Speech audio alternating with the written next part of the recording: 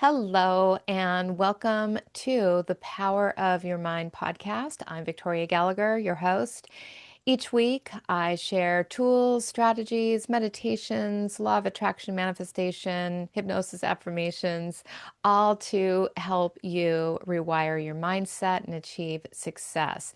If you haven't already, be sure to subscribe so that you never miss an episode. And if you find value in this show, please leave a review, share it with a friend, and or download my Believe Hypnosis app, which is your amazing resource for over 1,000 powerful sessions to help you manifest and achieve your goals. For those of you who are new here, once again, I'm Victoria Gallagher. I'm a best-selling author, practical law of attraction, and I'm a hypnotherapist for the last 25 years, digital creator, entrepreneur, and I specialize in helping business professionals use their minds to manifest success through practical and powerful techniques. So now let's dive into today's episode, which is episode number 433, and which is all about anxiety alchemy with Kori Gordon. So, welcome to today's episode. I am so excited to introduce you to Kori, the heart and soul behind a thriving natural wellness center in Brandon, Manitoba. Kori is deeply passionate about helping people to heal and transform naturally, and she knows that wellness is not a one size fits all, and that's why she offers a variety of holistic options to meet each person exactly where they are on their journey. With a Bachelor of Arts in Psychology, certifications in hypnotherapy, and a life coach, plus her work in experimental somatic therapy, Reiki, and access bars, Kori brings a powerful toolkit to every session. Her mission is to truly listen so that you feel heard, understood, and supported as you reach your goals. While thoughts shape us, we are not doomed by them. Through awareness, choice, discipline, and a supportive community, we can reshape who we are becoming moment by moment. Tools like affirmations, visualization, and self suggestion help reprogram the subconscious layers, not just overlaying positivity, but shifting deep belief patterns. So get ready for an inspiring conversation about personalized healing, conscious living, and the beautiful possibilities that open up when you choose to do the inner work. Your inner dialogue points to the soul's portrait. So let's explore. Welcome to the show, Kori. Thank you for having me. This is awesome. Yeah, it is. Mm. It's great to have you. Great to have you. So I'd love to just kind of give our listeners an opportunity to hear in your words a little bit about your backstory, maybe, just how you got started, how Sure. you got on the path to hypnotherapy. Okay. So actually, I come from the world of finance. So I was a credit manager and a lender before I ventured into this realm. Um, I had kind of gone through a black period of my life, and this woman just kept harping at me that I needed to have a Reiki session. And back then, this would have been about 20 years ago. I didn't have a clue what Reiki was. When I looked it up, I thought, yeah, this is woo woo. I'm not interested. And it took her quite a bit to convince me to have the Reiki session. So I finally did just so she would leave me alone. Had the session. I remember saying to her, so I don't believe in this. This isn't going to work. And she said, yeah, just lay back and let me do my thing. And then at the end of the session, I got up off the table and I was thinking, no, there goes an hour of my life and $65 because I didn't feel a thing. But on my way home, I started to notice a difference and I couldn't put my finger on what it was. So, because I come from a world of finance, I'm very logical, analytical, and I'm trying to understand what's going on. So, I decided to take the courses for Reiki so I could prove that it didn't work. And I failed. I, I could not prove that it didn't work. I found that it worked wonders for me. So that led me down this pathway of exploring and trying to learn and figure out what all this was about. it eventually led me to taking different energy therapy classes, getting certified in those. Then at the time, I was also doing a lot of counseling for myself personally. And I found that it had taken me from here to here, and I wanted to be over here. And I got to this point where I was just kind of tired of rehashing the past and exploring what had got me from here to here. And I wanted to move past that. So I started looking and researching, and I came across life coaching. And the life coaching sounded quite intriguing to me. There was nobody in my area that did life coaching at the time. So I thought I'll just take the courses and learn what I need for me. And through that whole journey, I discovered I had this little toolbox that not only helped me, but I could help others. So I started offering, I just had a part-time business on the side of my full-time job and discovered that I really, really liked it and decided, well, I've got to figure out how I can make this a viable business. And that's how I came to create Natural Elements with the number of different therapies. Amazing. So I find that because I'm of the mindset of I try and test everything Mhm. before I offer it to my clients to make sure that it works. So anything that I offer, I am confident that you will see results. Um, the key with all of that, though, is finding the right fit for each individual because everybody's different, right? And they're different points in their journey. So um, it's really connecting with the individual and listening to them and helping them figure out what will work for what they need at that point in time. Oh, I love that. I love your story, and I could definitely relate because I actually came from a financial Did background you? myself before I started doing this. And it was somebody who had introduced me and told me about doing a personal growth 4 day kind of retreat, which I Yeah, was a little bit like skeptical before doing that, but it totally blew yeah, my mind. So I can awesome. definitely relate. So your entryway into this was through Reiki. Just for people who aren't really familiar with that, I think most are, but just, could you maybe touch a little bit on what Sure. that modality is all about and how it Mhm. works? What was it that made you fail at this test? Like what was the Right. final um, thing that they gave you that verdict? Sh- So with Reiki, it's an energy therapy. So what's happening in a session is that we're flowing white light, healing light, into the individual, the client. And it just is a natural flowing energy. And it can help with anything from the physical perspectives of aches and pains. If you've had damage, like injuries in the past, it can help with those areas. It can help balance emotions, relieve stress, improve sleep. There's a number of different things that can go on. The thing I like about Reiki is that the body will pull the energy where it needs to be. So if I'm working up here and somebody has an injured knee, the body will accept the energy here and take the energy, but it will also pull down into the knee and utilize what it needs at that time.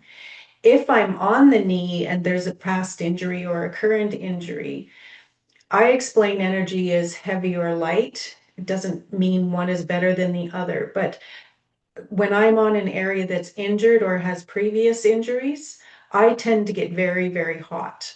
Hmm. So I can tell that there's something going on in that area. And it will just help relieve and alleviate any stress or pain that's in that area Hmm. and also balance overall throughout the session. So when I was driving home and I was feeling different, I couldn't put my finger on what it was.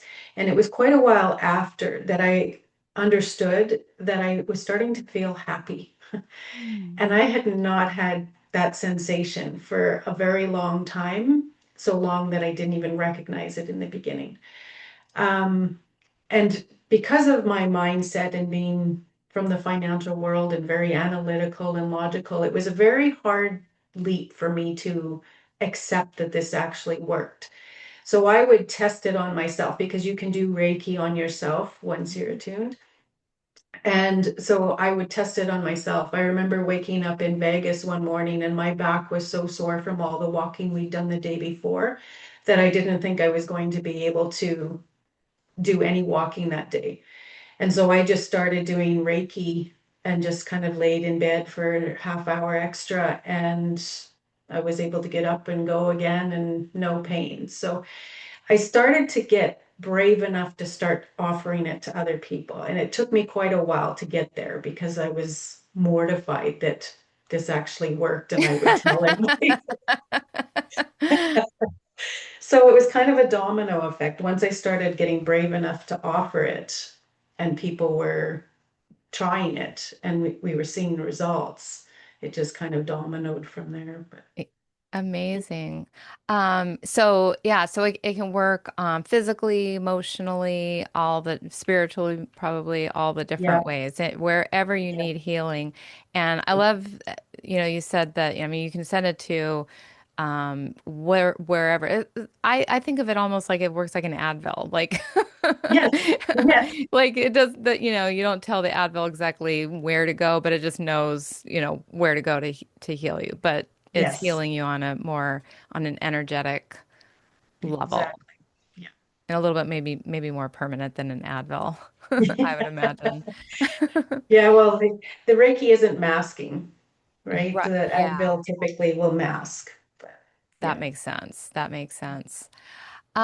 So okay. Well, let's dive into a few of the questions that I had thought sure. about for you today. So you had mentioned in the intro, we had talked about that you are more than your thoughts. And so I'd love to, because this is definitely the world that I work in, and I absolutely wholeheartedly agree with that. I think so much um, thoughts definitely are a starting point. Like in my world, it starts with a thought, but you are way more than your thoughts. So, in your definition, in your world, what does that mean? So our thoughts really are not our reality. They're they're what our brain creates Hmm. based on the circumstance or the situation. And the way I usually describe it is there can be a circumstance that happens and you can't change that, right? So a circumstance happens that creates a thought. And that thought then creates a feeling or sensation in the body, which leads to inaction or action and a result, right? So if the circumstance is somebody's been fired from their job, they can have a thought of, oh my God, I'm horrible, I'm useless, nobody likes me. That thought creates a really heavy, not a very nice feeling in the body, right? Which will typically lead to curling up on the couch and feeling sorry for yourself, gorging yourself with junk food and binge watching Netflix, right? Yeah. Result is you're likely not going to get another job as long as you're on that pathway, right? Right.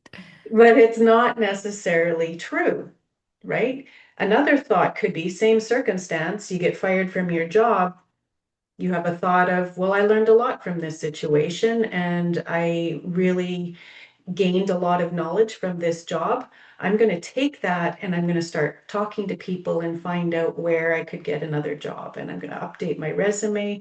That whole thought creates a different feeling and sensation in the body. It's a higher energy, more excitement. You're ready to go and you get activated to go and look for another job. Right. Um, so the key is those thoughts are just what has been created, and we have the opportunity to change those or have different thoughts. So when we can start becoming consciously aware of our thought patterns and where our brain typically goes, because it's very easy and natural for the brain to go to the negative and the heavy, because Hmm. it feels that's typically where we've always been. So that's our safe zone, and let's go back there, even though it's uncomfortable and sometimes unproductive. So by consciously becoming aware of what our thought patterns are and then really challenging them when we have that thought, I'm useless. Is that true? No, maybe you had a bad day. Maybe you made a mistake. Everybody makes mistakes. So you start challenging and questioning and starting to retrain the brain. It's so important. And, especially for so many people in my audience are entrepreneurs. So they know the roller coaster ride of success and failure and going up having some success one day and then not being able to maintain that or something happens. I mean, like launching something, I mean, you do all the math in your mind. You say, okay, I'm going to do this, and it's all going to equal out to that. And then, Yeah, and then you have the launch, and then the launch doesn't exactly have the same math that you initially anticipated in your mind, and you think a yeah, thought about that. You think, oh, well, yeah, that doesn't work. Or there's never gonna, you know, make me successful or whatever it is. right. And Yeah, so we have to remind ourselves, okay, that's just what I'm thinking about that right yeah, now. And you could yeah. choose to have another thought about that. Two things I'll say to that. So the first one is our thoughts are not our reality, but our thoughts can create our reality, Mm-hmm. Yep. right? So if we think that we've got lots of strengths and we can apply for another job and all of that, that's that energy, right? And that feeling and sensation in the body, which motivates us to move forward, right? The other thing is, and I actually heard this in example this morning. So if somebody calls you and tells you that you've just won $1 million and that $1 million is going to be in your bank account in 7 days, right? You're now acting like you have $1 million. Right. Even though it's not Whereas, there yet. right?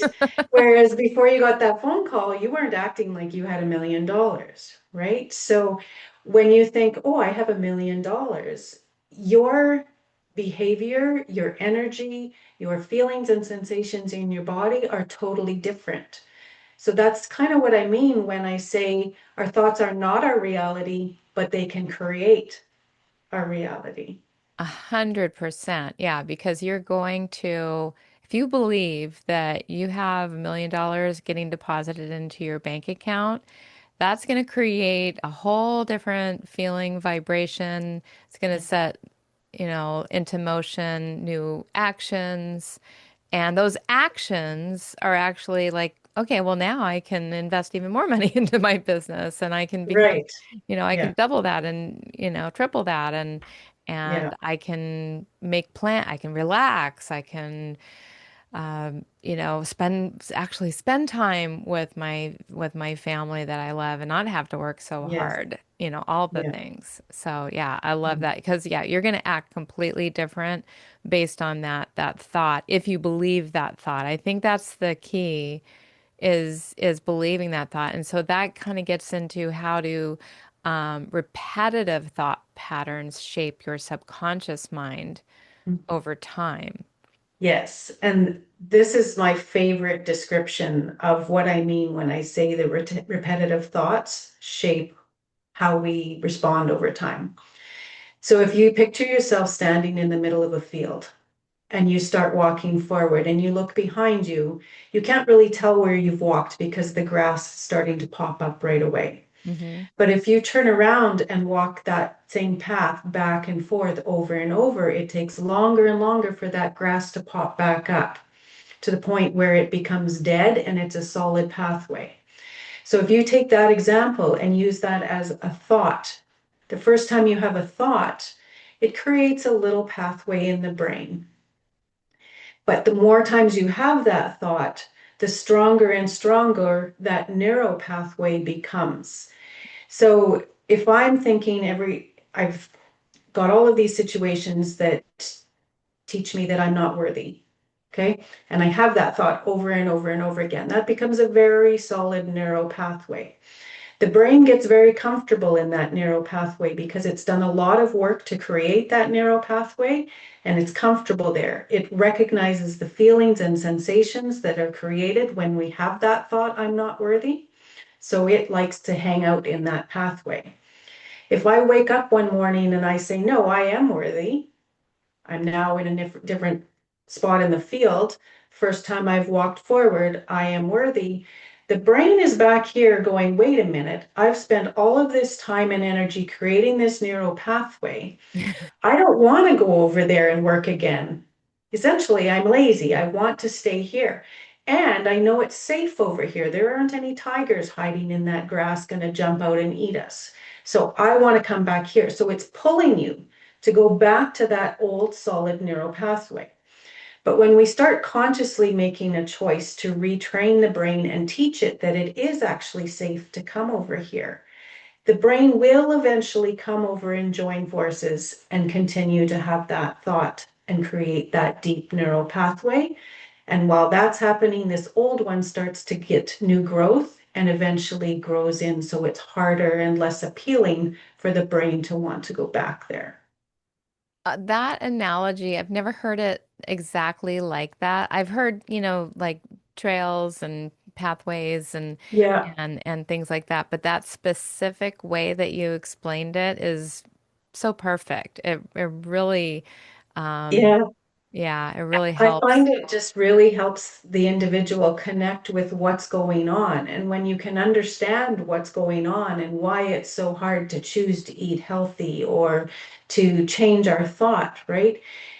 They start to understand, oh, okay, that craving is my brain pulling me back to that old pathway, right? So I'm going to choose to not have that bag of chips tonight. I'm going to choose to teach the brain that this pathway is just as safe and more comfortable.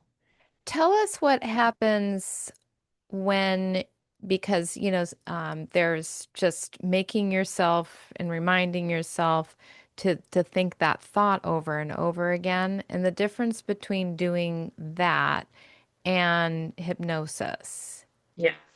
So without hypnosis, there's a lot of willpower, a lot of consciousness required where you're consciously making that choice over and over. With hypnosis, what we're doing is we're bypassing the conscious part of the mind, which is the analytical, logical, critical side of the mind.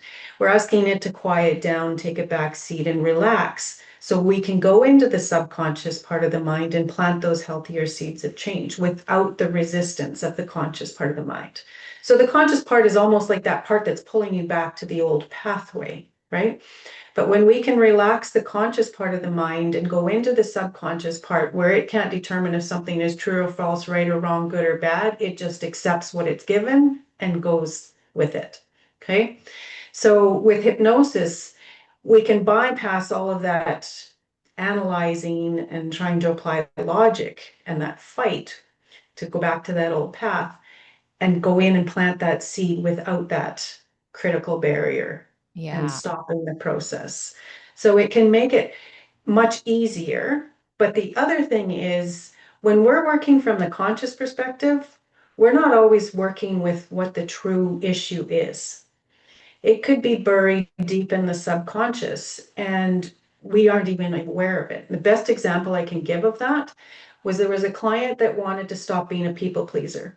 And when she was asked why she thought she was a people pleaser, she said, it's because when I was 13, my parents divorced. I wanted to live with my dad. My mom wanted me to live with her. So I felt pulled in these directions, trying to make them both happy. And she'd gone to counseling for many years, talking about the effects of her parents' divorce on her life. When she was in hypnosis, it actually went back to a point when she was 2. And Mm-hmm. something that happened to her at 2 that created that feeling or sensation in the body that people pleasing satisfied. Mm-hmm. So for years, she talked about what she thought was the cause of Mm-hmm. her people pleasing. Yeah. And when in reality, the initiating event happened much earlier than that. And not many of us remember what happened at 2, right? So to be able to talk about it and work through it from the conscious perspective isn't always possible or accurate. Yeah. Oh, that makes a lot of sense. Yeah. The story that you're making up about why you have this problem may not actually be the originating source of the Right. problem.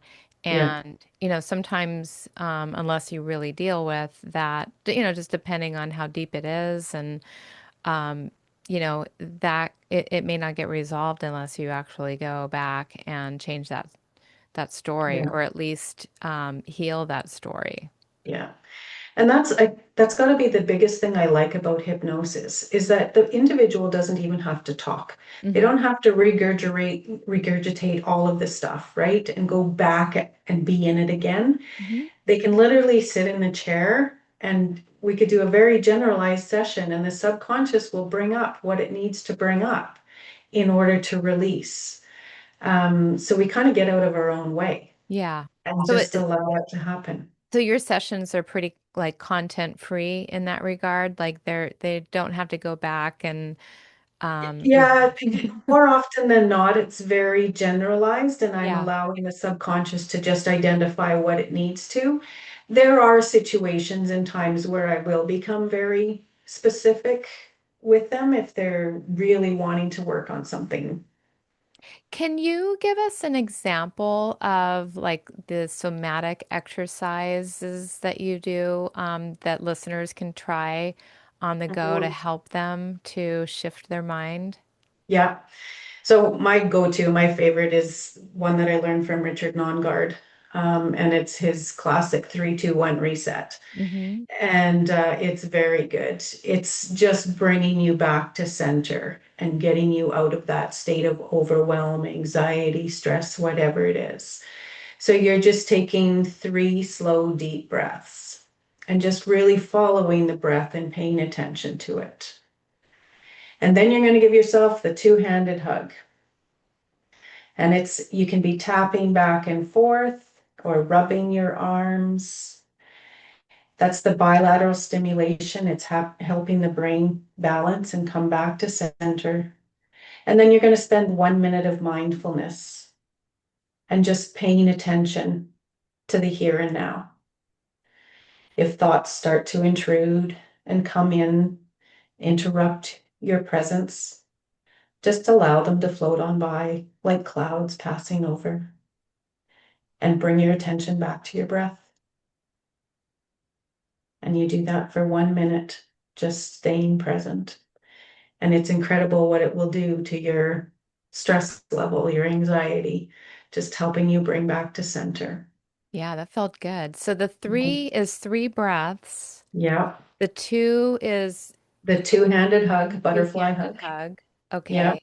Yeah. And you do You this for, as long as you feel comfortable, you can continue doing it through the minute of mindfulness. okay. And just, it's really incredible what this movement will do for us. It activates the release of oxytocin. So it's that feel good hormone, and just bringing down the cortisol. And it just really is sending that message to the brain that you're here, you're safe, you're okay.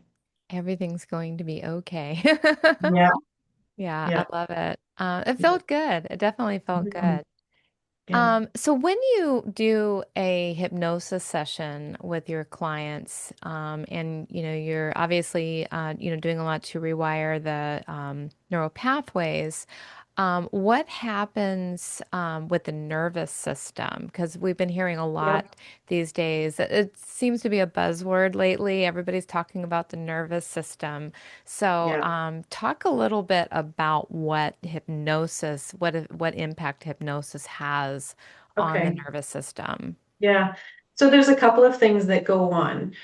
Our brain shifts from the higher brain waves, the beta brain waves, Hmm. down into alpha, which is more like a slower brain wave where we're reaching relaxation, and then down into the theta brain wave. And that theta brain wave is even lower, slower moving than the alpha. So when we're in that theta brainwave, it's similar to when you first wake up in the morning and you're kind of groggy and you're not quite sure where you are, or as you're just starting to drift off into sleep and your brain is starting to relax. So our brain is shifting from that high attention focused state into that more relaxed, slow moving brainwave. And then our bodies are shifting from the sympathetic nervous system, which is that fight or flight and got to be on and paying attention to everything going on around us, into the parasympathetic nervous system, which is the rest and digest, where it can settle and relax. So the heart rate starts to come down. You start to do deeper breathing. You have less muscle tension, and your body and mind get to experience that deep sense of relaxation. And that's key for a lot of people because if they've been in that fight or flight state for so long, their body and mind doesn't even recognize what that is and remember that it's even possible and how good it feels when you're there. Yeah. So basically, that's what is happening in a hypnosis session is that the brain waves start to slow and then the body and the muscles and everything through the body starts to relax and slow down. And that's so important because, when you're trying to create something new in your life, but you're worried and you're paralyzed with all this fear and all the stress and all the anxiety, Yeah. all of that freezes the creativity in your brain and you can't think straight and you don't have any clarity and you're just like reacting to that since, I mean, it Mhm. literally shuts the brain down because, the brain really, when you're in that fight or flight, the brain really has to focus on fleeing or Mhm. fighting, and it Yeah. doesn't have any space to think No. about, oh, what am I going to create? You know, Yeah. uh, Well, and it shrinks when you're in that state of worry and stress and that it's shrinking the prefrontal cortex. yeah. And that's the reasoning and rationale area, right? And it activates the amygdala, which is the fight or flight. And let's get on guard. We have to protect ourselves here, right? So there's a whole bunch going on from the brain perspective and chemical perspective that when they get used to that, it's like that pathway, right? Even though it's uncomfortable when you're stressed and full of anxiety and worrying 24/7, the brain equates that to normal, to safety. So it wants to keep you there. And that becomes your natural state or more comfortable state. So it's about teaching the brain that it's okay to come down and relax and not have to be on guard all of the time. Because 90% of the things that we worry about never happen or don't turn out as bad as we've created it in our mind. So we waste a lot of time and energy worrying about stuff that is never going to happen. It's so true. It is so Yeah. true. Um, So, since hypnosis is just amazing, what we did our somatic exercise, can we do one more little example of an exercise that our listeners could do, a little mini self-hypnosis that they could try right now? Yeah, for sure. Okay. Yep. Yeah. So if you just want to get comfortable in your chair, whether you're laying down or sitting, it's totally fine. Just start to follow your breath. Pay attention as you take that nice deep breath in through the nose, following that breath as it enters the lungs and turns around and turns into that exhale, slowly releasing through the mouth. That's right. Just imagine there's a bright white light above your head. That bright white light enters through the crown of the head, and you can feel that warmth start to flow down over your scalp, around the ears, bathing every muscle and tendon in the face as it flows easily and effortlessly downwards. And that white light continues to flow through the body as it goes over each of your shoulders. Maybe even noticing your shoulders start to drop a little as that tension begins to leave the body.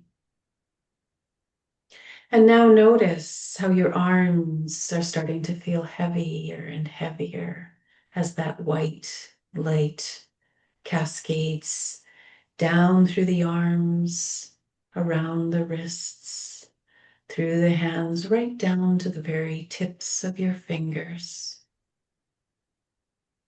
And that white light continues almost like an ocean wave, bathing your body in total relaxation as it flows over your chest and your abdomen, down over your hips. And you start to feel heavier and heavier, more and more relaxed. You can feel that white light, the warmth of it as it trickles over your spine, stretching and releasing and relaxing every vertebrae along its journey.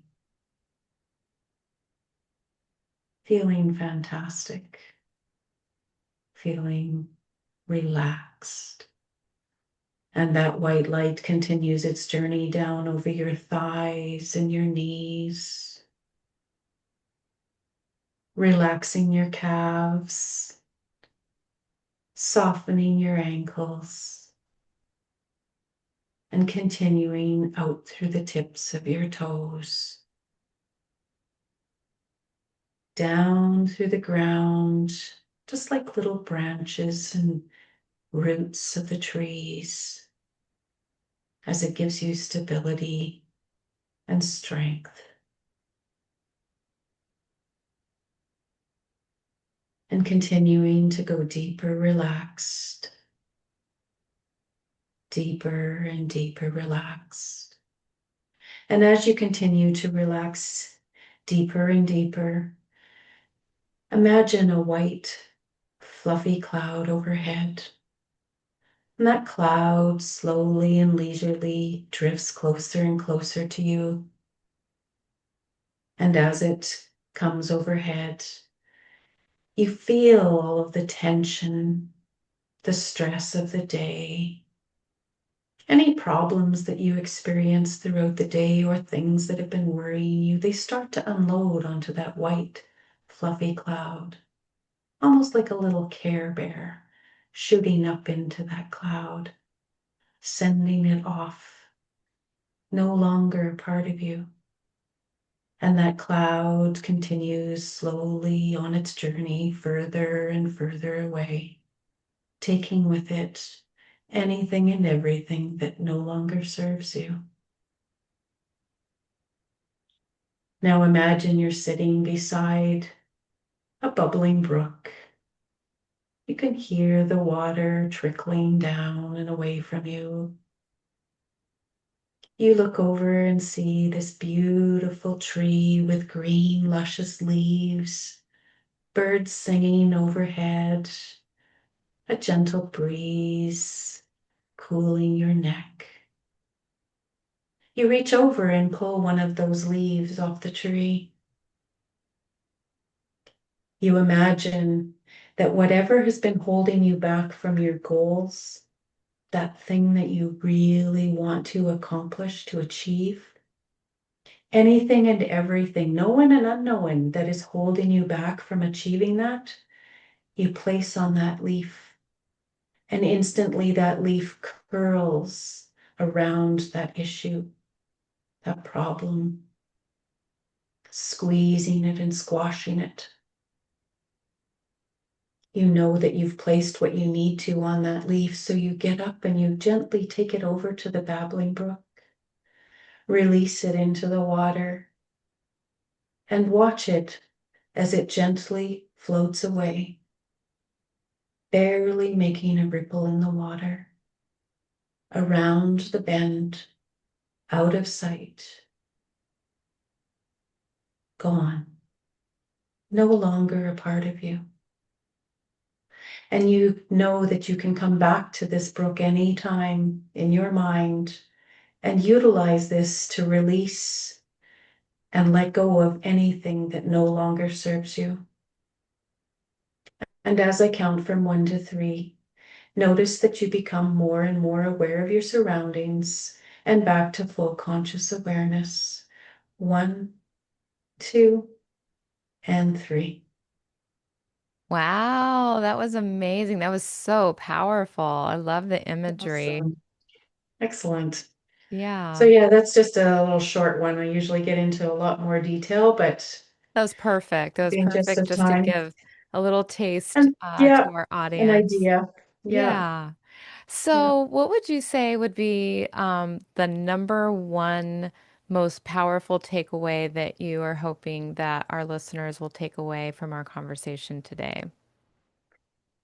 There's always opportunity for change, room for growth. And when someone is ready for change, anything is possible. 100%. Yeah. Yeah, you have to be ready. Even if you don't know exactly what you want, you What can, that looks like. Yeah. yeah, you can get clear, that you can ask for, that could be the thing that you want is just even to get clear. Yeah, it's taking that one step, right? And you don't Once, know where that one step is going to lead, but at least you've taken the initial step. yeah, you're just made for so much more. We all are. We're all made for so much more. And Yeah. this has actually been a really powerful interview conversation. I really felt like it, really gave our listeners a good peek into how your mind really works. A few of the tools. I know you have an entire treasure Yes. chest Yeah. of different tools where we talked about Reiki, we talked about self-hypnosis, we talked about the 3-2-1 reset, the somatic, process there. Yeah. And there's so much more. And so, if our listeners want to, learn more from you, what's the best way for them to work with you or find more information from you? Yeah, they can find out more information and a little bit more info on the hypnosis and that I offer on my website, which is korigordon.com. And it's a weird spelling, thanks to my mom. My name is spelled Kori, Kori, and then Gordon, Gordon.com. And then if someone's on there and they decide they have questions, they want to explore hypnosis, they want to find out more, there is an opportunity to book a free 20 to 30-minute consultation with me where just a discovery call where I can answer their questions and help them determine whether or not hypnosis or some other tool that I have in my infinite toolbox would be a fit for them. Wonderful. And you do online sessions as well as Yeah, people can come in and visit yeah. you in your And office. one of the most common questions is it as effective as in person? And yes, it is. Yeah, yeah, Absolutely. Yeah. yeah. Yeah, I've been doing them online myself since like, gosh, 2005. This is way before Yeah, Zoom. It maybe was like on for, Skype, which they've gone out of yeah, business now. yeah, good for Um, you. yeah, but wow, this has really been a pleasure, and I hope the right people, do reach out to you. And who, give me an example, like who might be a typical person that you tend to work with? What would they maybe come for you to come Yeah. to see you for? Like the main one is like the anxiety, overwhelm, stress, where you just feel like the world is closing in on you. Mm. But That's so I many work, people right now. right? Yeah. But I work with anything and everything. I do stop smoking. I do changing habits like nail biting, weight loss, performance, mindset. It's the options are endless. They really What are. you can work with. Yeah. So, and my favorite is just connecting with the individual and hearing about what they want to accomplish, and then being able to create what's going to be specific for them and work for them. It's not a cookie cutter process, right? Where I use this technique for this for every single person, right? It's okay, well, you've got a little bit of a different twist, right? So let's work that in. And so my, Wonderful. yeah, my main one would be anxiety and that overwhelm. Yeah. But like I said, I can pretty much work with anything. So Wonderful. Well, Yeah. thank you for doing such an amazing service in the world. And thank you for sharing your gifts with us here on the Power of Your Mind podcast. Well, thank you for having me. I truly appreciate this. This is amazing. Yeah, Thank you. my pleasure.